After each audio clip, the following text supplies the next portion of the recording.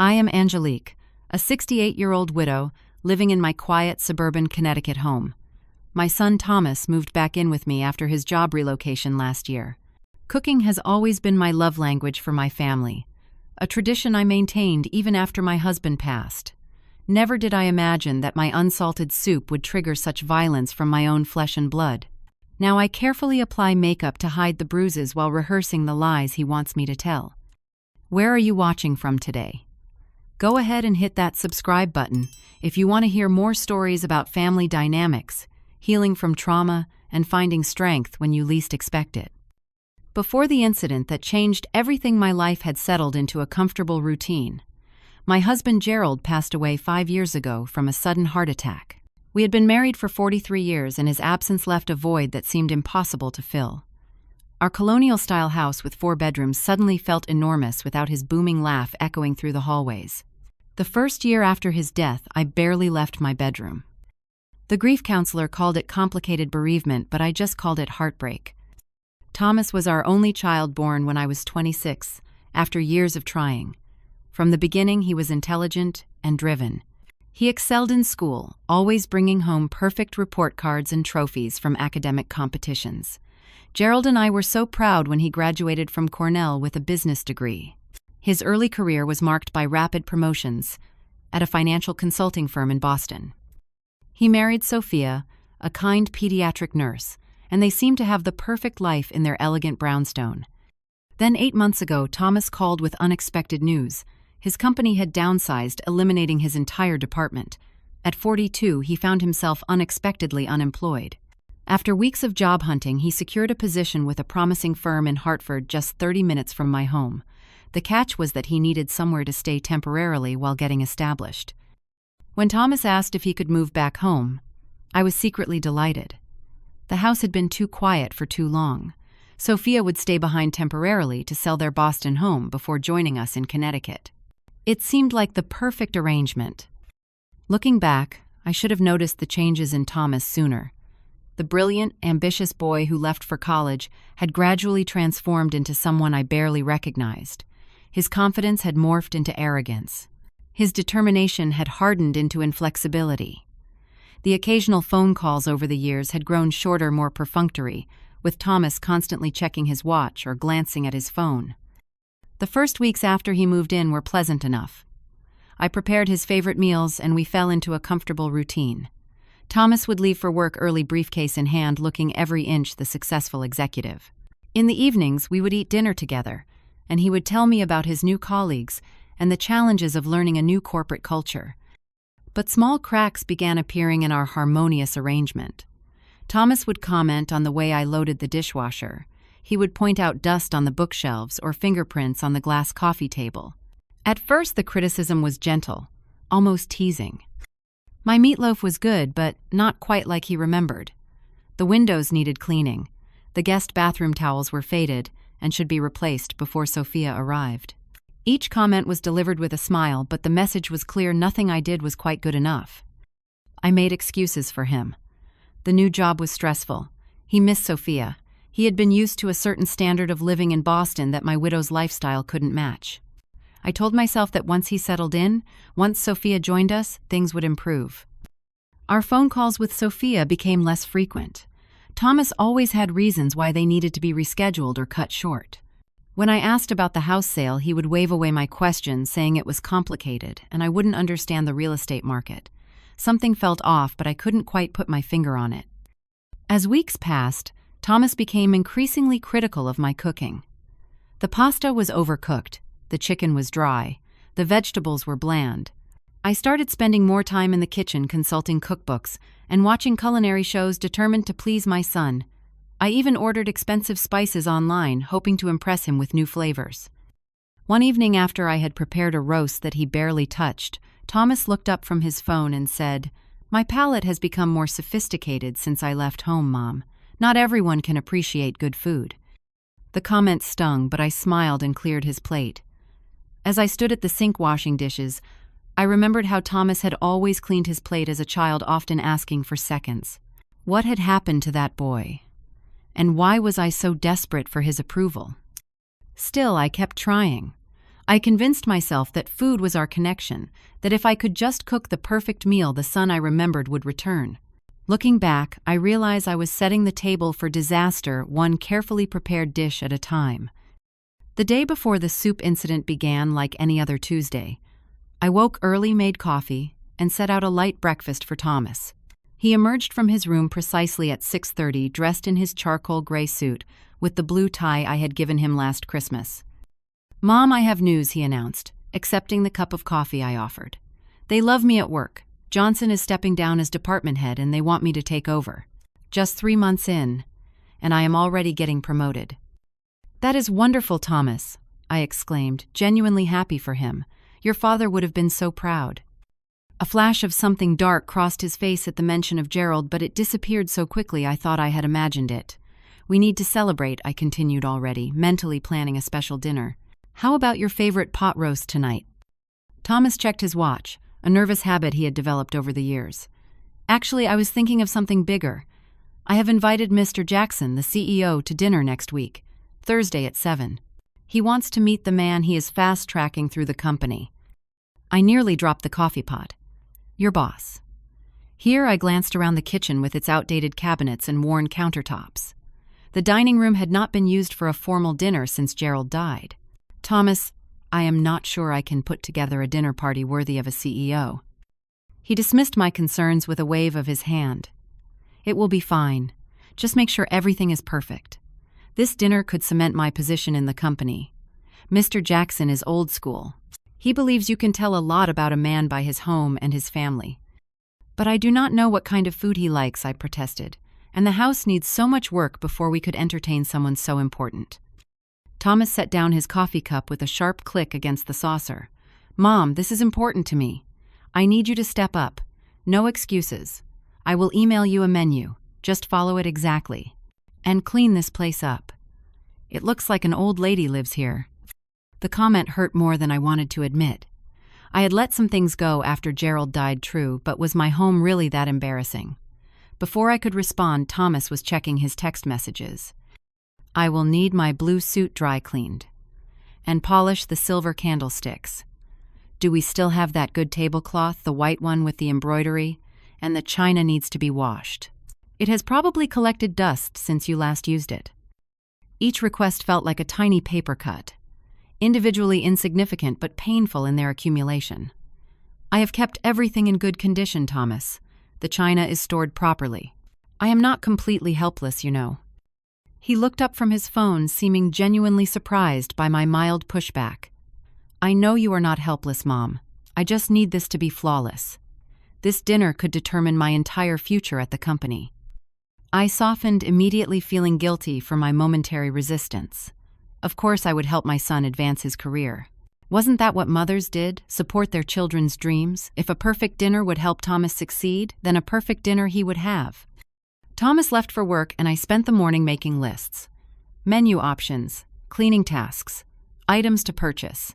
By noon, Thomas had emailed a detailed menu that looked more appropriate for a 5-star restaurant than my suburban kitchen. French onion soup, beef Wellington, roasted asparagus with hollandaise, chocolate soufflé for dessert. I called my friend Harriet in a panic. "I cannot make beef Wellington. I have never even eaten beef Wellington." Harriet laughed. "That is what YouTube is for Angie. You will figure it out. You were always the best cook in our neighborhood." Encouraged, I spent the afternoon researching recipes and techniques. I ordered specialty ingredients online for rush delivery and drove to 3 different stores looking for the perfect cut of beef. By the time Thomas returned home, I had a comprehensive plan for the dinner party. He walked through the house with a critical eye, pointing out things that needed attention.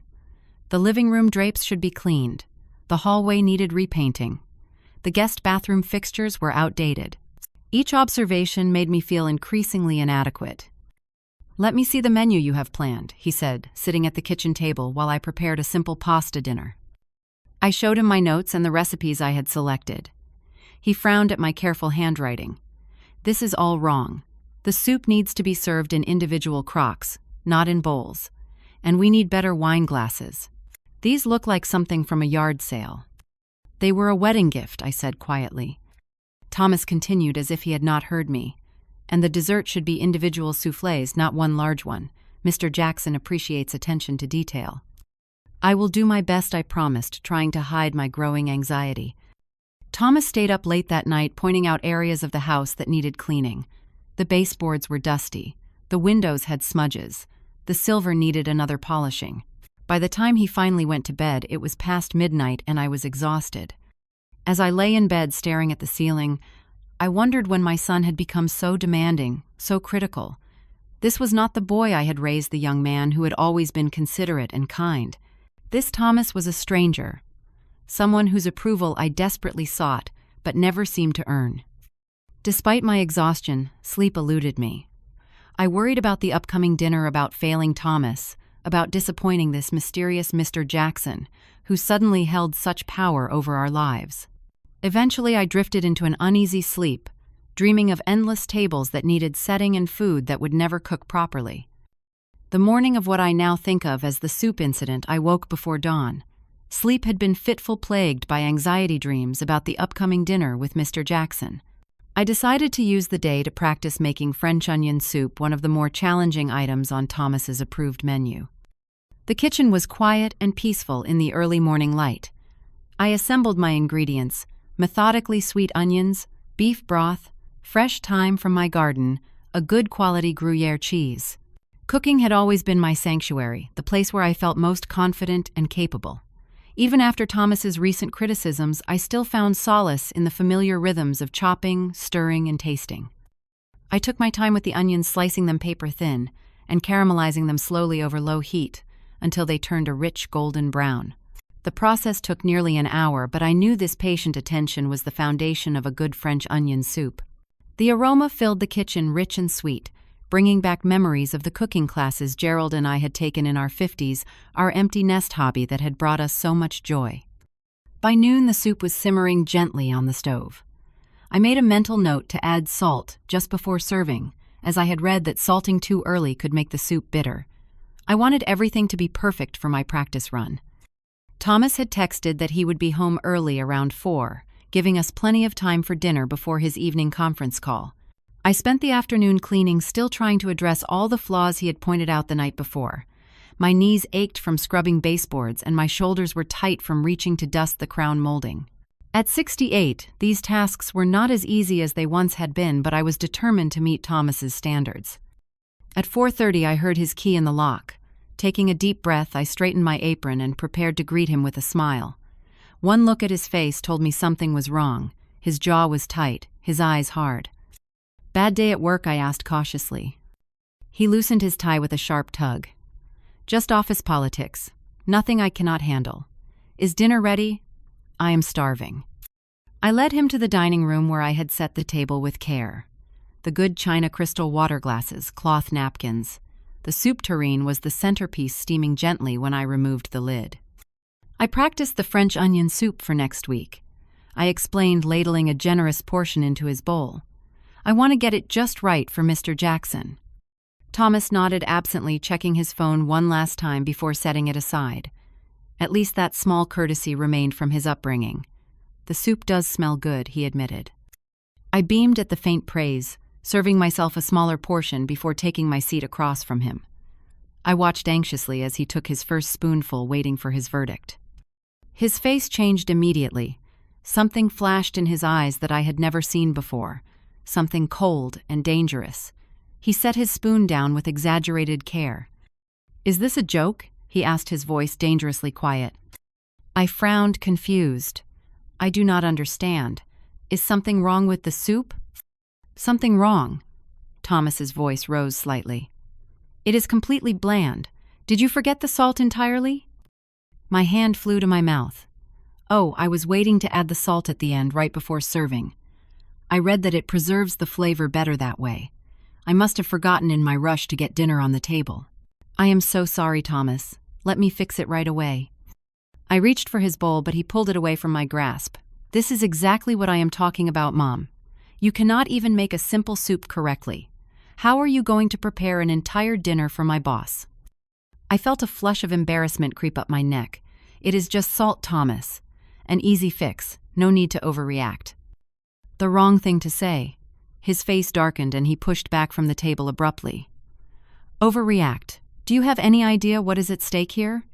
This dinner could make or break my future at the company. If you cannot handle it, just say so. I will hire a caterer.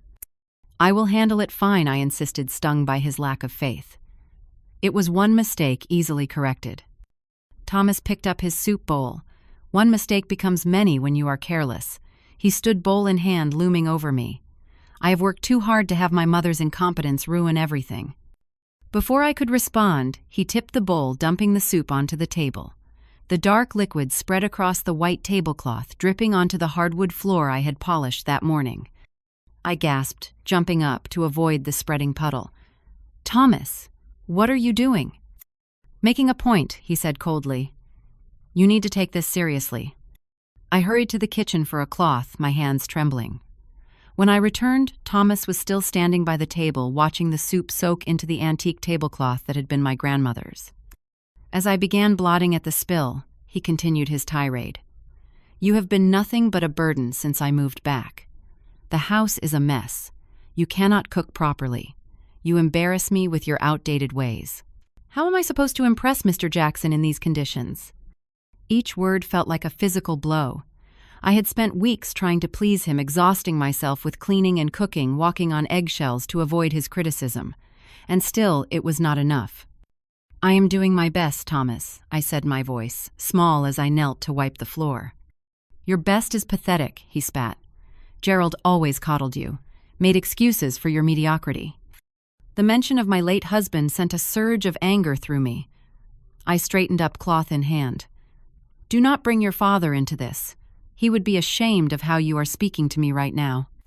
Thomas's face contorted with rage. He stepped toward me, invading my space. Do not tell me what my father would think. You know nothing. I know he raised you to be respectful. I countered, standing my ground despite the fear blooming in my chest. This behavior is beneath you, Thomas. What happened next occurred so quickly that my mind struggled to process it. Thomas's open palm connected with my cheek, the force of the slap knocking me off balance. I stumbled backward, hitting the edge of the sideboard before falling to the floor. The shock was so complete that for a moment I felt nothing. Then the pain blossomed hot and sharp across my face. I touched my cheek in disbelief, looking up at my son through tears that sprang unbidden to my eyes. Instead of remorse, I saw only contempt on Thomas's face. Maybe that will teach you to know your place, he said, his voice eerily calm now. I tried to stand, using the sideboard for support. My hip ached where I had hit the floor and my cheek throbbed. Thomas, this is unacceptable. I want you to leave right now. He laughed, a sound devoid of humor. Leave. This is as much my house as yours. Dad paid for it, not you. When I finally managed to get to my feet, Thomas blocked my path to the door. You are not going anywhere until you understand how things are going to work from now on. You will follow my instructions exactly for the dinner party. You will not embarrass me. You will act like the competent mother I need you to be, not the pathetic woman you have become. I need to leave, I said, trying to keep my voice steady. We both need to calm down. I tried to step around him, but he grabbed my arm fingers, digging painfully into my flesh. I am not finished talking to you. Let go of me, Thomas, I demanded, attempting to pull away. His response was to tighten his grip and shove me backward. I lost my balance again, crashing into the china cabinet. The glass doors rattled and several plates toppled from their stands, shattering on the hardwood floor. Look what you made me do, Thomas shouted, as if I had been the one to push him. What followed was a nightmare I still struggle to fully recall. Thomas completely lost control, shoving me, repeatedly slapping me when I tried to speak. At one point, he grabbed my shoulders and shook me so hard that my teeth rattled. I tasted blood where I had bitten my tongue. I begged him to stop, but my pleas seemed to enrage him further. Each time I tried to escape, he blocked my path, trapping me in the dining room amid the spreading soup stain and shattered china. The physical pain was excruciating, but the emotional agony was worse. This was my son, my only child, the baby I had nursed and the boy I had raised. Now he loomed over me, a stranger, with hatred in his eyes, hurting me deliberately and without remorse. Eventually his rage seemed to burn itself out. He stood breathing heavily, surveying the destruction around us. Without another word, he grabbed his keys and stormed out of the house, the front door slamming behind him. I remained on the dining room floor, surrounded by broken dishes, and spilled soup, too shocked and hurt to move. My body was beginning to register the damage bruises forming on my arms and back, a cut on my hand from the broken china, my cheek swollen and tender. As the sun set outside the window, casting long shadows across the room, the full reality of what had happened began to sink in. My own son had beaten me, over soup that lacked salt. The absurdity of it might have been laughable if it had not been so terrifying. I finally managed to pull myself up and stumble to the bathroom. The woman in the mirror was a stranger-haired, disheveled mascara, streaked down her cheeks, an angry red mark blooming on her left cheekbone. I pressed a cold washcloth to my face and wondered how I would ever face Thomas again. And worse, how I would face myself knowing I had somehow raised a son capable of such violence. Morning light filtered through the bedroom curtains I had not bothered to close the night before. Every muscle in my body protested as I slowly sat up, cataloging the damage from yesterday's assault. Purple bruises marked my arms where Thomas had gripped me. My left cheek was swollen, a vivid combination of red and purple that no amount of makeup would completely conceal. My lower back throbbed from when I had fallen against the sideboard. The physical pain, however, paled in comparison to the emotional devastation. My son, my only child, had attacked me with such viciousness that I barely recognized him. I had spent the night drifting between fitful sleep and periods of silent weeping, trying to understand how we had arrived at this point. The sound of the front door opening sent a bolt of fear through me. Thomas was back. I considered pretending to be asleep, but something told me that would only delay the inevitable confrontation. Instead, I pulled on my robe, wincing as the movement aggravated my bruised ribs, and made my way downstairs. Thomas stood in the kitchen, dressed impeccably in a gray suit, looking for all the world like the successful businessman he portrayed to others. Only the tightness around his eyes betrayed any indication of yesterday's violence. He glanced up as I entered his gaze, cataloging my visible injuries with clinical detachment. "Good, you are up," he said, his tone businesslike, as if we were colleagues rather than mother and son, as if he had not left me bruised and bleeding on the floor just hours ago. "I have something to tell you." I kept my distance, positioning the kitchen island between us. My hand found the handle of a heavy wooden spoon. Not a weapon exactly, but something I could use to defend myself if needed. I waited silently, unwilling to give him the satisfaction of asking what he wanted. "Sophia is coming today," he announced, checking his expensive watch. "For lunch, around noon." The news was so unexpected that I momentarily forgot my fear. Sophia today. But I thought she was still in Boston dealing with the house sale. Thomas avoided my eyes, focusing instead on adjusting his tie. "Things have changed. She is driving down this morning." My mind raced. This made no sense. Just yesterday, Thomas had been raging about the upcoming dinner with his boss, insisting everything be perfect. Now suddenly his wife was arriving for lunch. "I do not understand," I said carefully. "What about the dinner with Mr. Jackson? Is that still happening?" "Of course it is," he snapped, showing the first crack in his composed facade. "This is separate. Sophia is coming to see the house to finalize our living arrangements here." A horrible thought occurred to me. "Does she know what you did to me yesterday?" Thomas's face hardened. "That is exactly what I wanted to discuss." He took a step toward me, and I tightened my grip on the wooden spoon. "You need to cover those bruises. Use makeup wear, a high-necked blouse, whatever it takes. Sophia cannot see you like this." The audacity of his demand left me speechless for a moment. "You want me to hide what you did, to lie to your wife?" "I need you to be smart about this, Mom," he said, his tone condescending. "This is a delicate situation. Sophia and I are at a critical point in our relationship. If she sees you like this, it will just complicate things unnecessarily." "Complicate things? You assaulted me, Thomas. You threw me around like a rag doll. I should be calling the police, not helping you deceive your wife." He slammed his hand down on the counter, making me flinch. "Do not be dramatic. It was an argument that got out of hand. These things happen." "These things happen?" I echoed in disbelief. "Is that what you tell yourself? That beating your mother is just something that happens?" Thomas ran a hand through his perfectly styled hair, his composure slipping. "Look, I am sorry things got physical. I lost my temper. But you provoked me. You know exactly how to push my buttons." The classic abuser's excuse. I had heard it before from friends whose husbands used the same twisted logic. Somehow it was always the victim's fault. I pushed back the memory of Gerald once, saying that Thomas had his grandfather's temper volatile and quick to ignite. I had dismissed it then as an exaggeration. "I did not provoke you, Thomas. I forgot to add salt to soup. That is not a reason to hurt someone." He sighed heavily as if I were being deliberately obtuse. "The soup was just the last straw. You have been undermining me since I moved back home. Nothing is ever good enough for you." The projection was so blatant that under different circumstances I might have laughed. Instead, I felt a chill creep up my spine. This was not normal. This level of delusion, this complete reversal of reality, it spoke of something deeply wrong with my son. "Thomas, I think you need help," I said quietly. "Professional help. This behavior is not healthy." His face darkened. "I do not need help. I need a mother who supports me instead of criticizing everything I do. I need you to fix your face and act normal when Sophia gets here. That is all." A terrible suspicion began forming in my mind. Why is Sophia really coming, Thomas? If she is still in Boston dealing with the house, why the sudden visit? He looked away suddenly, very interested in the pattern of the kitchen tiles. "She wants to see the house. I told you that." "But there is more, isn't there?" I pressed, sensing his discomfort. "The truth, Thomas. For once, just tell me the truth." The silence stretched between us, taut and fragile. Finally, he spoke, his voice uncharacteristically small. "Sophia left me. She is not in Boston selling the house.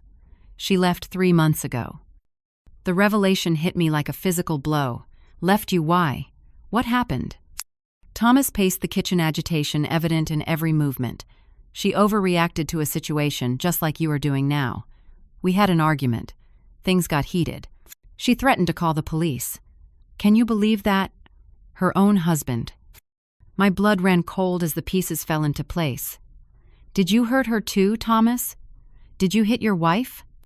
"That is not your business," he snapped, but his eyes gave him away, sliding away from mine, unable to maintain contact. "It is absolutely my business if you are bringing an abused woman into my home under false pretenses. What exactly is happening here, Thomas? Why is Sophia really coming?" He stopped pacing, seeming to calculate how much to reveal. "Mr. Jackson insisted on meeting my wife at the dinner.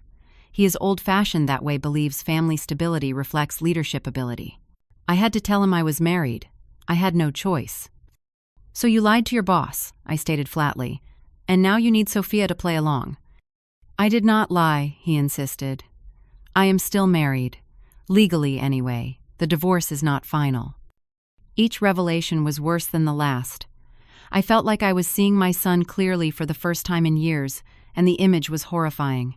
The successful, confident businessman was a facade, hiding a violent, manipulative abuser who had hurt both his wife and his mother. "Does Sophia know what you expect from her?" I asked. "Does she know about this dinner charade?" "She will do it," Thomas said with chilling confidence. "She knows what is at stake, and she is still wearing my ring." The casual way he spoke of manipulating his estranged wife made my skin crawl. "And if she refuses, what then, Thomas? Will you hurt her too?" He had the audacity to look offended. "I would never hurt Sophia. I love her." "Like you would never hurt me." I gestured to my bruised face. "Love does not leave marks like these, Thomas." "That was different," he muttered. "You pushed me too far." I took a deep breath, trying to calm the racing of my heart. "Did Sophia have evidence of the abuse, photos of injuries, medical reports?" Thomas went very still. "Why would you ask that?" "Because I need to understand what is happening here," I said carefully. "If Sophia left because you hurt her, if there is documentation of abuse, that changes everything." His expression confirmed my suspicions before he could deny it. A flash of panic quickly suppressed. There was evidence. Sophia had protected herself. She exaggerated everything he said dismissively. A few bruises from restraining her during an argument. She took pictures, went to a doctor, made it seem worse than it was. Women always play the victim. As he spoke, I noticed a flash of something I had never seen in my son before, genuine fear. For all his bluster, Thomas was afraid. afraid of exposure, afraid of consequences, afraid that his carefully constructed world was about to collapse. "Where is this evidence now?" I asked, though I already suspected the answer. "Safe," he said too quickly. "Nothing for you to worry about." "You have it here, don't you?" I pressed. "In this house? You took it from her." His silence was confirmation enough. Somewhere in my home, my son was hiding evidence of his violence against his wife. The thought made me physically ill. "This is why you moved back home, isn't it?" I said slowly, the truth dawning on me with sickening clarity. "Not because of a job relocation, because Sophia left you, because you needed somewhere to hide." Thomas checked his watch again, a nervous gesture now rather than an arrogant one. "I need to get to work. We will finish this discussion later. Remember what I said about covering those bruises. Sophia will be here at noon." Without waiting for my response, he grabbed his briefcase and headed for the door. I had one more question, one final piece of the puzzle to confirm. "Does Mr. Jackson know about your violent tendencies?" Thomas I called after him. "Does he know you beat your wife and mother when you do not get your way?" Thomas froze his hand on the doorknob, his back to me voice deadly quiet. "Do not test me, Mother. You have no idea what I am capable of." Then he was gone, the door closing behind him with a quiet click that somehow seemed more threatening than if he had slammed it. I stood in the kitchen, trembling from the confrontation and the terrible revelations. My son was not just a man with anger issues. He was a calculated abuser who had hurt his wife badly enough that she had fled their marriage, who had hidden evidence of his crimes, who was now attempting to manipulate both of us into maintaining his web of lies. And he had threatened me again, his parting words hanging in the air like poison. "You have no idea what I am capable of." But perhaps I did now. And perhaps it was time to find out exactly what I was capable of as well. After Thomas left, I moved through the house with purpose, ignoring the protests of my bruised body. If what Thomas had said was true, if Sophia had documented his abuse and he had taken that evidence, it would be somewhere in this house, somewhere he thought was safe from prying eyes. I started with his bedroom, the guest room that had once been his childhood sanctuary. Now it was sterile and impersonal, like a hotel room. Everything perfectly arranged, nothing out of place. I searched methodically under the mattress, behind drawers inside shoes. Nothing. Next, I checked the closet in the hallway where we stored old financial records and family photos. Again, nothing seemed out of place or suspicious. I was beginning to think Thomas had been bluffing when my eyes fell on the attic access panel in the ceiling. The attic. Of course. Thomas knew I rarely went up there since Gerald died. My arthritic knees made the ladder climb difficult, and the space held too many memories in the form of stored holiday decorations and old baby clothes I could never bring myself to donate. I dragged a chair from the guest room and positioned it under the access panel. My body screamed in protest as I climbed up and pushed open the hatch, but determination overrode the pain. Using my phone as a flashlight, I hoisted myself into the dusty space. The beam of light caught something out of place immediately. A sleek metal lockbox, new and incongruous among the weathered cardboard boxes of Christmas ornaments and old photo albums. It was secured with a combination lock, but I had raised a son who had never been particularly creative with his passwords. I tried his birthday. Nothing. Gerald's birthday. Nothing. Then I tried the date Thomas and Sophia were married. The lock clicked open. Inside the box was a manila envelope and a USB drive. My hands trembled as I opened the envelope and slid out its contents. The first item was a hospital report dated 3 months ago from a Boston emergency room. Patient Sophia Winters. Reason for visit: multiple contusions, possible fractured wrist, anxiety attack. Suspected domestic violence. My stomach churned as I continued through the documents. Police reports. Photographs of Sophia with bruises remarkably similar to my own fingerprints on arms. A swollen cheekbone. A split lip. In one particularly disturbing image, she had what appeared to be handprint bruises around her throat. The final document was a temporary restraining order prohibiting Thomas from contacting Sophia or coming within 500 feet of her. It had been issued just before he had shown up on my doorstep with his story about a job relocation. Everything had been a lie.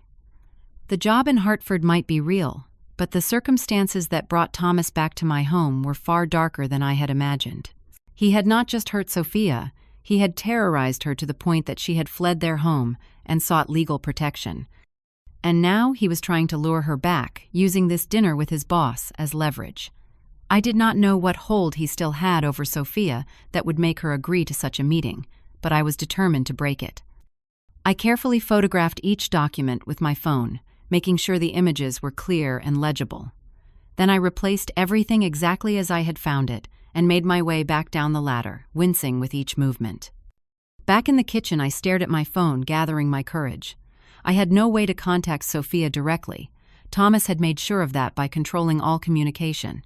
But there was one number I did have: Thomas's workplace. I had called it once when his cell phone was not working. I dialed the number with shaking fingers and asked for Thomas Winters' office. When his assistant answered, I took a deep breath. "This is Angelique Winters, Thomas's mother. I need to speak with him urgently." "I am sorry, Mrs. Winters," the young woman replied. "Mr. Winters is in meetings all morning. Can I take a message?"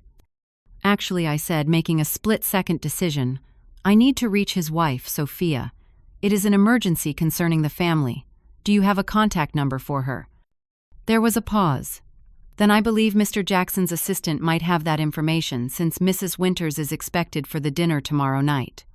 Let me transfer you." My heart raced as I waited on hold. Thomas had already told his office about the dinner, about Sophia's attendance. The web of lies was more extensive than I had realized. A different voice came on the line, older and more authoritative. "This is Linda Mason, Mr. Jackson's executive assistant. How can I help you?" I repeated my request, emphasizing the urgency. Linda hesitated, then said, "I do have a contact number for Mrs. Winters, but I should really check with Mr. Winters before—" "Please," I interrupted. "This is a family emergency. Thomas is unreachable and I must speak with Sophia immediately." I infused my voice with all the maternal authority I could muster. Linda relented, giving me the number. I thanked her profusely and ended the call before she could reconsider. My fingers trembled so badly, I had to dial Sophia's number twice. On the third ring, she answered, her voice cautious. "Hello?" "Sophia," I said, relief flooding through me. "This is Angelique, Thomas's mother." "Angelique?" She sounded shocked. "Is everything okay? Is Thomas—" "He is fine," I assured her quickly. "Physically, at least. But I need to talk to you urgently. About Thomas, about what he has done, and about what he is planning." There was a long silence. Then her voice barely above a whisper. "Has he hurt you too?" The simple question, so direct and knowing, broke something inside me. Tears sprang to my eyes. "Yes," I admitted, perhaps the first time I had said it aloud. "Yesterday, over soup that needed salt." Sophia's shaky exhale was audible through the phone. "I am so sorry, Angelique. So sorry. I should have warned you somehow, but he threatened to," she broke off. "Threatened what, Sophia?" the first, gently. "To release private photos of me," she said, her voice small with shame, "from early in our relationship. He said he would send them to my workplace, to my parents, to everyone. I am a pediatric nurse, Angelique. It would destroy my career, my reputation." The manipulation, the cruelty of it stunned me. "Oh, Sophia, I am so sorry." When he called about this dinner, she continued, I wanted to refuse. But he said it was just one night, one performance, and then he would delete the photos. I was desperate enough to believe him. I took a deep breath. "Sophia, I found the evidence you gathered. The hospital reports the photos, the restraining order. They were hidden in my attic." "He took those when he broke into my apartment," she said, anger finally seeping into her voice, "while I was at work. The police said there was not enough evidence to charge him with breaking and entering." "I have a plan," I told her, "but I need your help, and we need to move quickly before Thomas realizes what we are doing." We spoke for nearly 30 minutes, formulating a strategy. By the time we ended the call, I felt a strange sense of calm. For the first time since Thomas had returned to my life, I was taking control back. The path ahead was frightening, but the alternative, continuing to live in fear of my own son, was unthinkable. I took a quick shower, careful of my bruises, then dressed in a conservative navy blue dress that covered most of the marks on my arms. I applied makeup as best I could to disguise the bruising on my face, though nothing could completely hide the swelling. Then I gathered my purse, the copies of the evidence I had photographed, and my car keys. The drive to Thomas's office took 20 minutes each mile, strengthening my resolve. I had failed my son in some fundamental way, that much was clear, but I would not fail Sophia, and I would not fail myself, not again. The corporate headquarters was an imposing glass and steel structure in downtown Hartford. I parked in the visitor's lot and checked my reflection one last time in the rearview mirror. The woman looking back at me was bruised, but determined, afraid, but moving forward anyway. Gerald would have been proud. The lobby was all polished marble and sleek modern furniture. I approached the reception desk, my heart pounding but my voice steady. "I am here to see Mr. Jackson. My name is Angelique Winters. Thomas Winters is my son." The receptionist looked startled, likely at my appearance despite my attempts to cover the bruising. "Do you have an appointment, Mrs. Winters?" "No," I admitted, "but it is urgent. Please tell Mr. Jackson it concerns tomorrow night's dinner and Thomas's wife, Sophia." While the receptionist made the call, I waited, fighting the urge to flee. What I was about to do would change everything. Thomas would never forgive me, but then I was not sure I would ever forgive him either. "Mr. Jackson will see you," the receptionist finally said, gesturing to the elevators. 15th floor, suite 1520. The elevator ride gave me a moment to collect my thoughts, to shore up my courage. When the doors opened on the 15th floor, I followed the signs to suite 1520, a corner office with an impressive view of the city. As I approached, I could see through the glass walls that Thomas was inside, standing at a whiteboard, gesturing confidently as he presented to a room full of executives. The sight of him so poised and professional, so different from the man who had thrown me across my dining room, was jarring. Then he saw me. Our eyes met through the glass, and I watched the color drain from his face. He faltered mid-sentence, his marker frozen in mid-air. For a moment he looked like a little boy caught in a lie, terrified of the consequences. An older man at the head of the table, Mr. Jackson, I presumed, noticed Thomas's distraction and turned to follow his gaze. Seeing me standing there, he rose and came to the door. "Mrs. Winters," he said, extending his hand. "I am Robert Jackson. Please come in. We were just finishing up." I took his hand, noting his frown of concern as he got a closer look at my partially concealed bruises. Thomas remained frozen by the whiteboard, his face now as pale as chalk, just as the thumbnail text had described. "Thank you for seeing me, Mr. Jackson," I said, my voice stronger than I felt. "I need to speak with you and my son, privately if possible." Of course, he agreed, dismissing the other executives with a nod.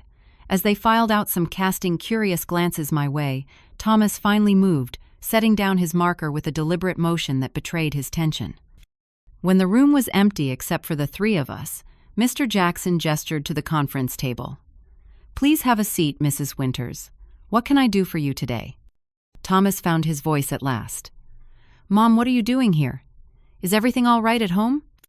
The concern in his voice, so convincing, so utterly false, almost made me doubt myself. Almost. Then I felt the ache of my bruised ribs as I sat down, and my resolve hardened. "No, Thomas," I said quietly. "Everything is not all right, and it is time Mr. Jackson knew exactly why." The conference room door closed with a soft click that seemed to echo in the tense silence. Thomas remained standing, his body rigid with barely contained panic. "Mr.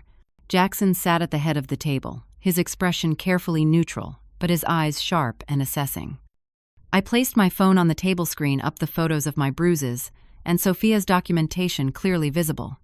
Taking a deep breath, I began to speak. "Mr. Jackson, I apologize for interrupting your meeting. Under normal circumstances, I would never come to my son's workplace with a personal matter, but these circumstances are far from normal." Thomas stepped forward, his professional mask slipping to reveal desperation. "Mom, you are clearly upset. Maybe we should discuss this at home. Mr. Jackson is very busy." "Actually, I think I need to hear what your mother has to say," Mr. Jackson replied, his tone measured but firm. "Please sit down." Thomas sank into a chair as far from me as the table allowed. His eyes never left my face, silently pleading or threatening, I could not tell which. "Yesterday evening," I continued, "Thomas came home from work in a bad mood. I had made soup for dinner, and I forgot to add salt. For that oversight, my son threw the soup across the dining room, and then he beat me. Thomas's response was immediate. "That is not what happened, Mom. You slipped and fell. You know how forgetful you have been lately. Mr. Jackson, my mother, has been struggling since my father died." She gets confused. I pushed my phone toward Mr. Jackson. "These photos were taken this morning. The bruises on my arms are from Thomas's hands. The one on my face is from when he slapped me. I also have bruising on my back and ribs from where he threw me against the furniture." Mr. Jackson examined the photos, his professional composure wavering slightly as he swiped through the images.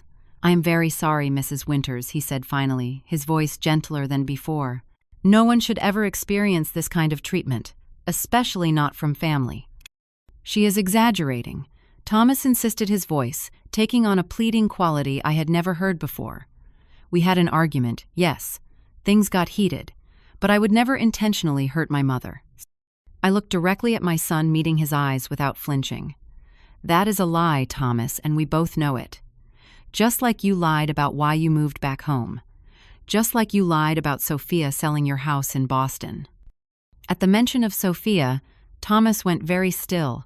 His eyes narrowed dangerously. "Mom, I think you should stop now.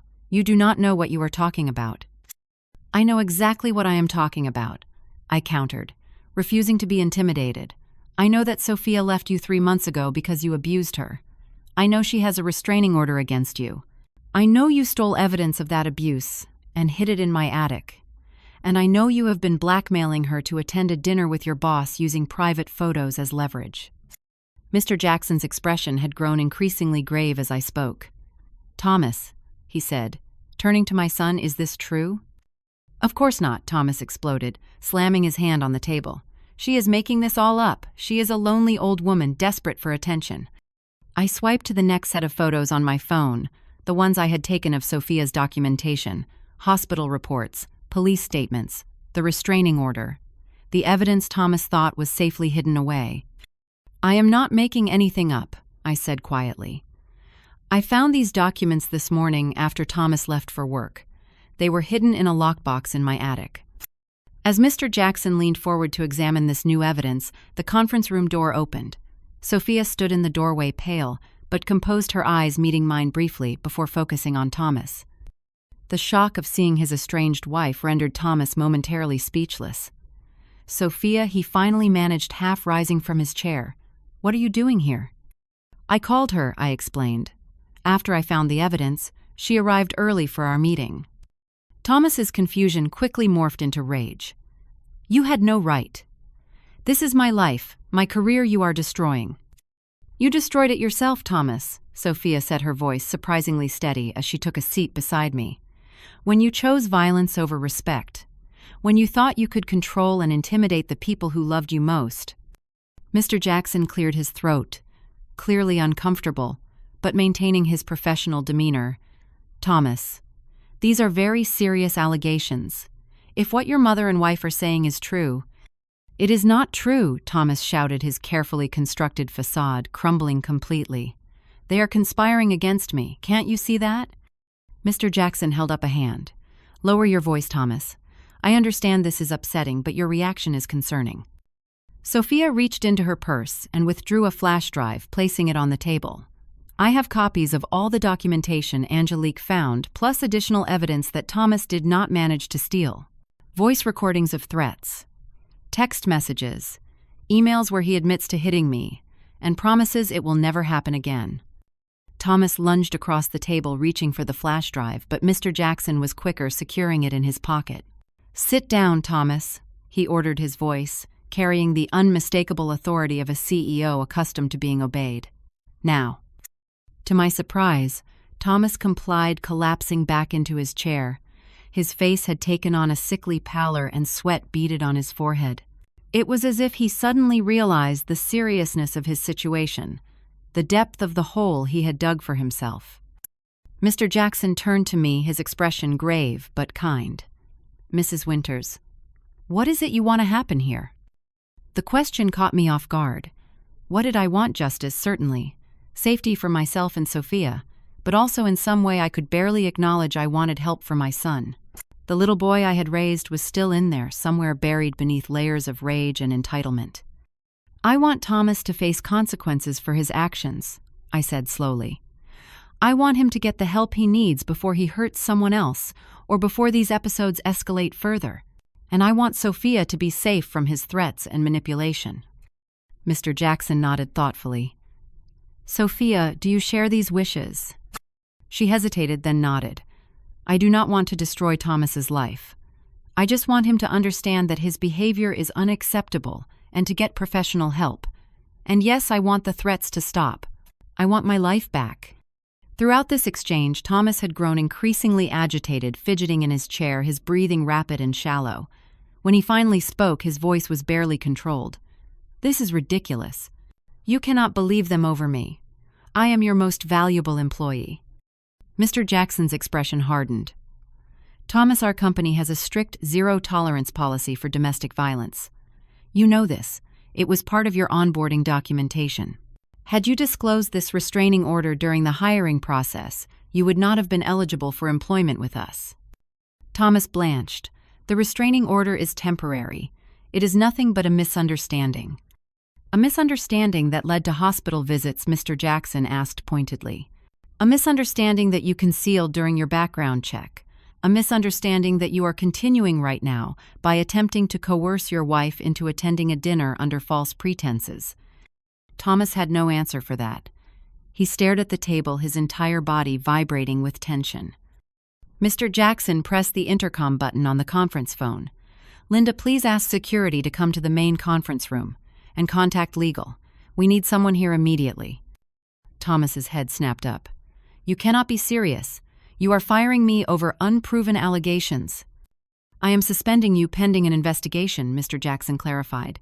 "And given what I have seen and heard today, I am concerned about the safety of these women. Security will escort you from the building." "You cannot do this to me," Thomas shouted, rising from his chair. "I have done nothing wrong." Mr. Jackson remained calm. "Thomas, please do not make this situation worse than it already. Island security will be here momentarily. I suggest you cooperate fully." The fight seemed to drain out of Thomas all at once. He slumped back into his chair, his expression a mixture of disbelief and dawning horror as the reality of his situation finally sank in. There was a knock at the door and 2 security officers entered. Mr. Jackson explained the situation briefly, instructing them to escort Thomas to his office to collect his personal belongings and then out of the building. As the security officers approached, Thomas looked at me, really looked at me for the first time since I had entered the room. Gone was the rage, the defiance, the manipulation. For just a moment, I glimpsed fear and confusion in his eyes, the look of a child who has gone too far and does not know how to find his way back. "Why would you do this to me?" he asked, his voice small and bewildered. "I am your son." The question broke my heart, but I refused to let it break my resolve. "Because I love you, Thomas," I answered truthfully. "And sometimes love means making hard choices. You need help, not enablers. You need consequences, not excuses." He had no response to that. With a final look of betrayal, he allowed the security officers to lead him from the room. As the door closed behind them, I felt a curious mixture of grief and relief. The confrontation was over, but the aftermath was just beginning. Mr. Jackson turned to Sophia and me. "I am deeply sorry for what you both have experienced. I want to assure you that this company takes these matters extremely seriously. Our legal team will be here shortly to take formal statements, and I strongly encourage you to file police reports regarding the assault and the theft of evidence." Sophia reached across the table and squeezed my hand. "We will," she said firmly, "together." As we waited for the legal team to arrive, I felt a strange sense of peace settling over me. The road ahead would not be easy. There would be police reports and possible court appearances. Thomas would be angry, perhaps even vengeful. Recovery, both physical and emotional, would take time. But for the first time in months, perhaps years, I had stood up for myself. I had refused to be a victim or an enabler. I had chosen truth over comfortable lies. And in doing so, I had possibly saved not only myself, but Sophia, and even in some roundabout way my son, because Thomas would never change as long as his behavior went unchallenged and unchecked. When the company's legal counsel arrived, a compassionate woman who reminded me of myself 20 years ago, I straightened my shoulders and prepared to tell my story again. The bruises would fade, but the strength I had discovered today, that I hoped would remain. 3 months passed like a slow exhalation after holding your breath too long. Spring arrived in Connecticut, bringing with it cherry blossoms and the scent of renewal. I stood in the kitchen of my newly redecorated home, sunlight streaming through windows no longer covered by the heavy drapes Thomas had insisted upon. The space felt lighter, airier, as if the house itself was healing alongside me. The physical marks of Thomas's violence had faded weeks ago. The bruises on my face and arms had progressed from angry purple to sickly yellow before disappearing altogether. My ribs no longer ached when I took a deep breath, but the emotional healing was happening more gradually in fits, and starts like learning to walk again after a long illness. The day after the confrontation at Thomas's office, Sophia had helped me file a police report. With her encouragement, I had pressed charges against my own son for assault and battery. It was the hardest thing I had ever done, signing my name to that document, but I knew it was necessary. Thomas needed to face real consequences for his actions. The legal process had moved forward with surprising speed. Thomas had been arrested, and after a brief court appearance, he had been released on bail with strict conditions: no contact with me or Sophia, mandatory anger management classes, and weekly therapy sessions.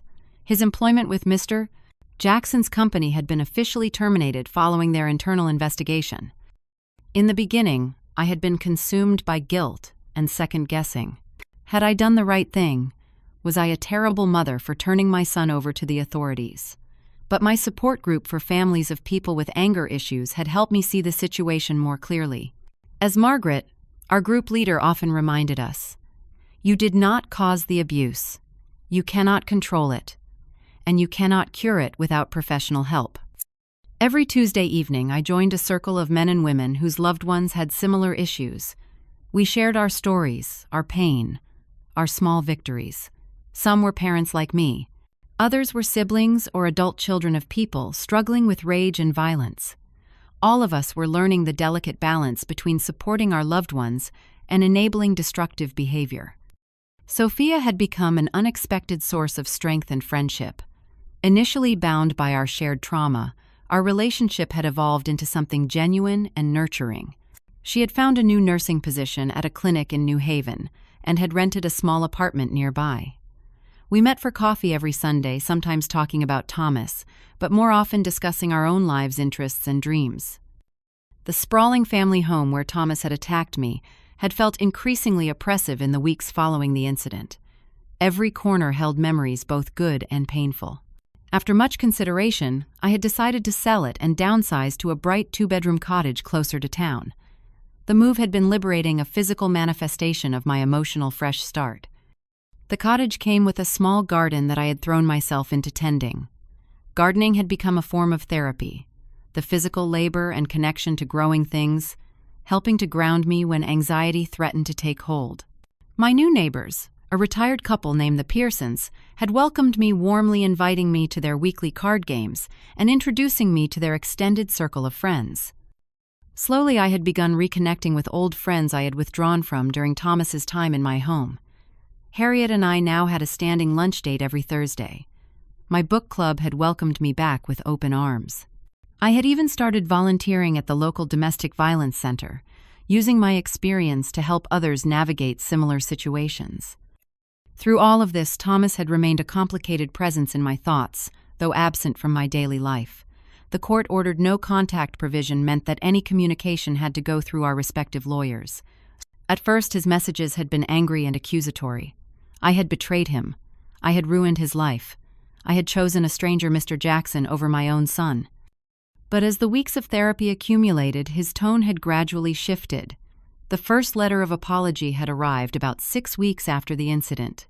It was brief and somewhat stilted, clearly written as part of a therapeutic exercise, but it was a start. I had responded with a short note, acknowledging his effort and expressing hope for his healing journey.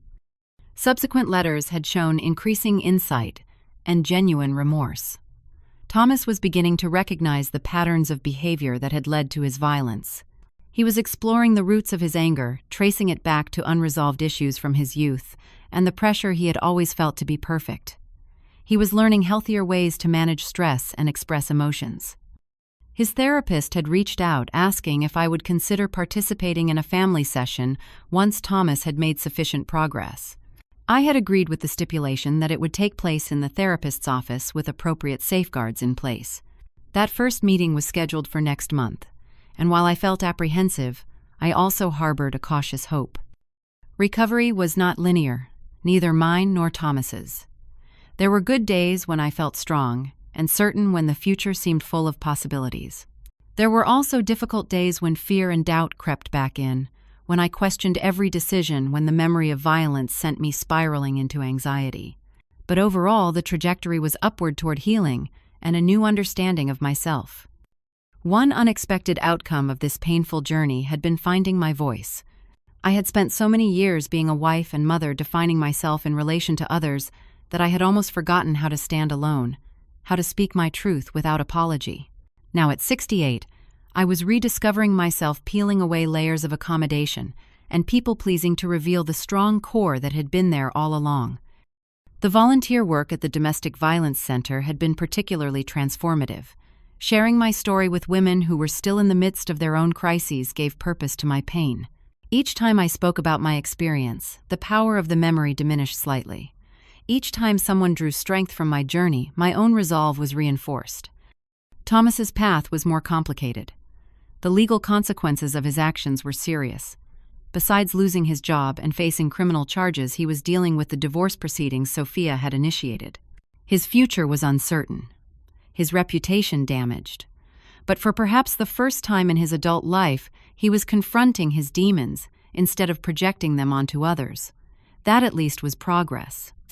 As for Sophia, she was flourishing in her newfound freedom. The shadows had lifted from her eyes and her natural vivacity had returned. She was dating again cautiously and had recently been promoted at the clinic. We never spoke of reconciliation with Thomas. That bridge had been thoroughly burned.